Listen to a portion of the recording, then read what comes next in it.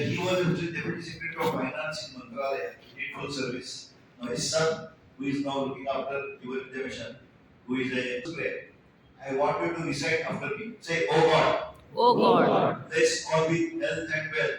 bless all with health and wealth. Bless all with money and harmony. Bless all with money and harmony. Oh God, O God, bless all with peace and bliss. bless all with peace and bliss. Bless all with wisdom and your devotion." Bless all with wisdom and your devotion. You must have noticed there is a word repeated all the time. All. There is no I. Your hates. Don't hate anyone. क्षत्रियाचा मुलगा म्हणून नव्हे याचे खूप देणार आहे. नाही क्षत्रिय मराठी पाहिजे ती. Myself, Janhavi Shivkumar Silvare, and whatever you told us and give a golden speech was really precious for us. Thank you so much for giving us time and your golden speech. Thank you. But what? Everything about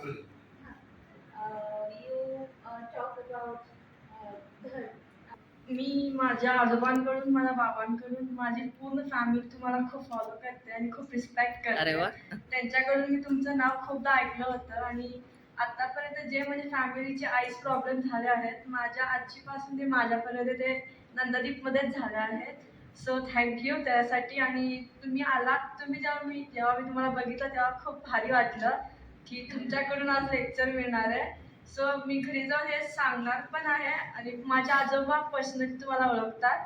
आणि लेक्चरबद्दल बोलायचं झालं तर मला आज समजलं की माझे आजोबा असं का म्हणतात की दिलीप सर एवढे महान आहेत की हे मला खूप झालं.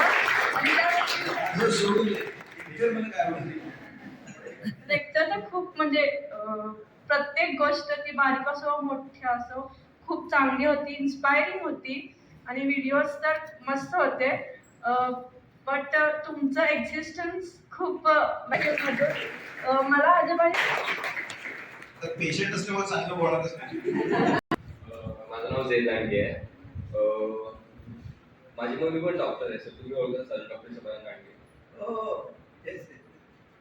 ते काय बोललं आज जे पण we all are equal, just differentiated by the people we live, clothes and our cultures.